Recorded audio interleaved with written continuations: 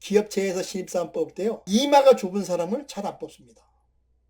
눈 밑 2cm 아래에 검푸른 색이 나면 뽑지 않는다 했습니다. 위에 입술이 얇은 사람도 또한 뽑지 않습니다. 턱이 세모꼴로 뾰족한 사람도 기업체에서는 잘 안 뽑습니다.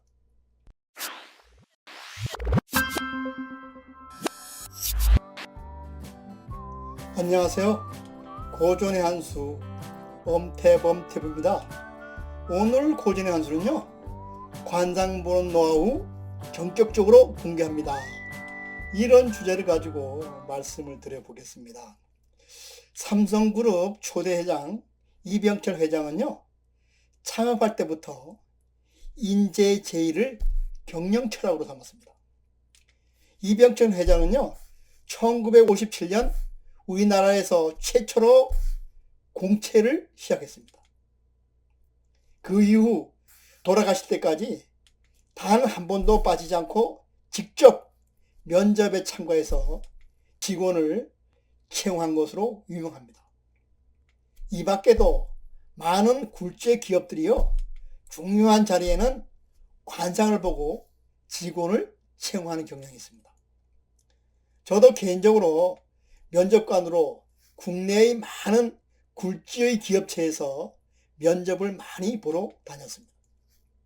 기업체에서 관상으로 면접을 볼 때는요, 여러 가지 방법이 있지만 대표적인 몇 가지만 면접 보는 요령을 말씀드리겠습니다. 첫째, 이마가 좁은 사람을 잘 안 뽑습니다. 왜 이런 사람을 잘 안 뽑을까요? 그렇습니다. 덕을 바랄 수가 없다고 했습니다.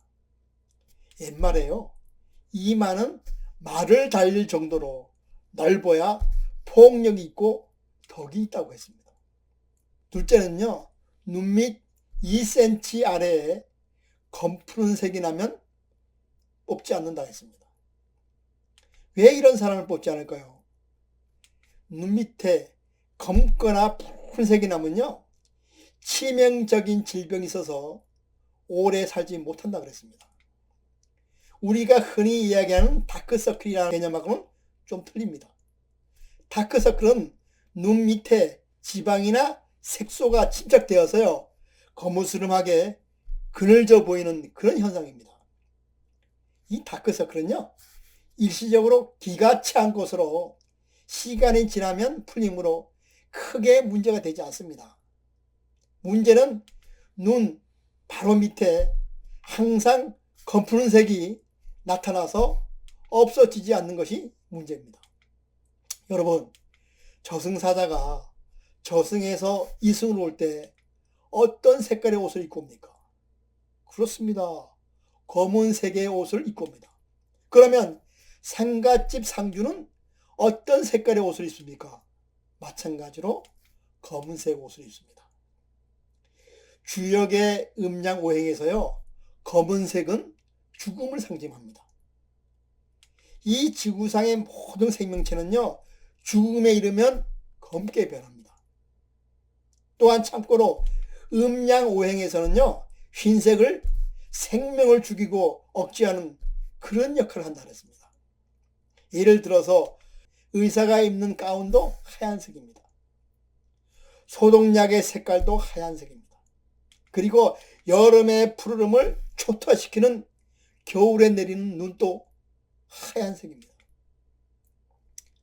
세 번째, 기업체에서 신입사원 뽑을 때요, 위에 입술이 얇은 사람도 또한 뽑지 않습니다. 왜 이런 사람을 뽑지 않을까요? 위에 입술이 얇은 사람은요, 비밀을 잘 못 지킨다고 합니다. 관상학에서요, 윗 입술은 하늘이고 아래 입술은 땅이라 했습니다. 위에 입술과 아래 입술은요, 균형과 조화를 이루어야지 좋은 관상입니다. 여러분, 말이 많고 비밀을 잘 지키지 못하는 사람의 입술을 가만히 보면요, 대부분 위에 입술이 얇습니다. 위에 입술이 두꺼우면요, 우선 말을 빨리 하지 못합니다. 왜냐하면 입이 무겁기 때문입니다. 동네에서 말이 많아 구설수에 자주 오르내리는 사람의 입술을 자세히 보면요, 위에 입술이 얇습니다. 윗 입술이 얇은 사람은요, 말을 잘하는 사람한테서 많이 볼 수 있습니다. 또한 남 앞에서 나서기를 좋아하는 사람들한테도 많이 볼 수 있습니다. 옛말에요, 말을 청산유수처럼 잘하면요, 꺼내던 돈도 도로 집어넣어라, 이런 말이 있습니다. 말하기를 좋아하거나 남 앞에 나서서 말을 많이 하다 보면요, 말이 적은 사람보다 비밀을 노출할 확률이 상대적으로 높습니다. 따라서 비밀을 지킬 확률이 떨어지는 겁니다. 네 번째요, 턱이 세모꼴로 뾰족한 사람도 기업체에서는 잘 안 뽑습니다. 왜냐하면 이런 사람은 조직을 배신한다고 합니다. 옛날 사극 드라마를 보면요, 사또 아래에서 일하는 이방의 배역을 고를 때 턱이 세모꼴로 뾰족한 사람을 선택합니다. 방송인 강호동과 같이 하관이 좋은 사람은 절대 이방의 배역을 줄 수가 없습니다. 우리는요, 뾰족한 턱을 관상학적으로 턱이 까분다, 이렇게 흔히 이야기합니다. 이런 뾰족턱을 가진 사람은요, 신중하지 못하고 기회주의적인 요소가 아주 강한 사람이라고 합니다. 따라서 기회가 오면 자기의 이익을 위하여 손쉽게 입장을 변화시켜서 남을 배신하는 사람으로 봅니다. 중국 당나라 때는요, 관리를 선발할 때 신언서판의 기준으로 해서 관리를 선발했습니다. 신언서판의 내용은요, 첫째로 용모가 반듯하고 당당하며 말을 조리게 하고, 그 다음에 글씨가 힘차며 판단력이 뛰어나야 한다는 그런 말입니다. 신언서판의 내용을 구체적으로 이야기하면요, 첫째, 신이란요, 사람의 풍채와 용모를 말합니다. 아무리 신분이 높고 재주가 뛰어난 사람이라도 첫눈에 풍채와 용모가 뛰어나게 보이지 않으면요, 좋은 평가를 받지 못했습니다. 바꾸어 말하면 신은 그 사람의 이미지라고 말할 수가 있습니다. 그 사람이 풍기는 이미지가 좋지 못하고 인상이 좋지 못하면 리더의 기본 자질에 문제가 있다고 판단했습니다. 둘째는요, 언입니다. 그 사람의 언변을 말하는 겁니다. 아무리 뜻이 깊고 아는 것이 많은 사람이라도 말에 조리가 있고 분명해야 된다는 뜻입니다. 둘째 언은요, 말을 통해서 그 사람의 지식과 철학을 파악할 수 있으며 때와 장소를 구별하여 말을 할 줄 아는 그런 능력을 파악하는 겁니다. 그리고 말하기보다는 경청할 줄 아는 그런 자세를 또한 봅니다. 말을 통해서요, 그 사람이 경박스러운지 경박스럽지 않은지를 볼 수가 있습니다. 말을 함부로 하거나 제 주장만 내세우며 잘난 척하는 사람은요, 관리가 되어서는 안 된다는 것이었습니다. 셋째, 선은요, 글씨를 가리키는 말입니다. 예로부터 글씨는요, 그 사람의 됨됨이를 말해주는 것이라고 해서 매우 중요시 여겼습니다. 글씨에 능하지 못한 사람은요, 그만큼 높지 않게 보았습니다. 이는 필체를 말하는 것이 아닙니다. 글씨는 그 사람의 지식과 생각을 표현함에 있어서 깊고 간결한 문장과 알기 쉽게 표현하는 능력을 포함시켰습니다. 끝으로 판입니다. 판이란 사물의 이치를 깨달아 판단하는 능력을 말하는 겁니다.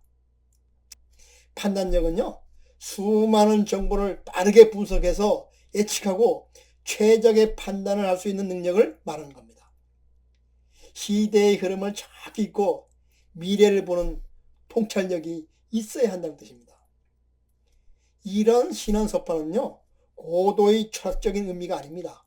우리가 늘 상식만 가지고 있으면 누구나 말할 수 있는 평범한 기준입니다. 따라서 신언서판은요, 사람을 평가하는 경험적인 잣대이며 가장 기본적인 방법입니다. 따라서 이 잣대를 무시하고 다른 면을 본다면요, 그 판단은 위험해질 수가 있습니다. 기업체 입사 면접에서 자꾸 떨어지는 사람이 있습니다. 번번이 면접의 문턱에서 떨어지다 보면요, 그보다 더 답답하고 억울한 일도 없습니다. 면접에서 탈락한 이유라도 정확히 알려주면 그것을 고쳐보기라도 할 수 있습니다. 그러나 그 이유를 알려주는 사람은요, 아무도 없어 답답하기만 합니다. 따라서 많은 사람들이 자신의 외모를 탓하며 좌절에 빠지게 합니다.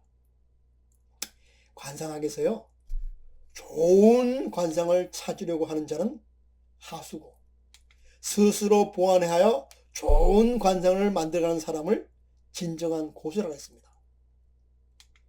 기업체에서 입사 면접을 볼 때 64%는요, 밝은 모습에 의해서 그 사람의 인상이 결정됩니다.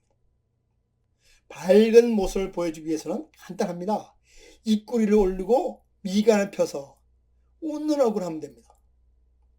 스스로 노력하면 타고난 관상은 좋은 관상으로 얼마든지 바꿀 수가 있습니다. 성령을 통해서가 아니라 내가 어떤 얼굴, 어떤 근육을 많이 쓰는가에 따라서 나의 얼굴이 변하기 때문입니다. 생긴 것만이 그 사람의 관상을 대변하는 것은 절대 아닙니다. 아무리 빼어난 미모를 가졌어도 불만에 가득 찬 표정을 하고 있다면요, 그는 좋은 관상이 됩니다. 그럼 오늘 고전한 수는 여기서 마치고 다음 시간에 다시 찾아뵙도록 하겠습니다.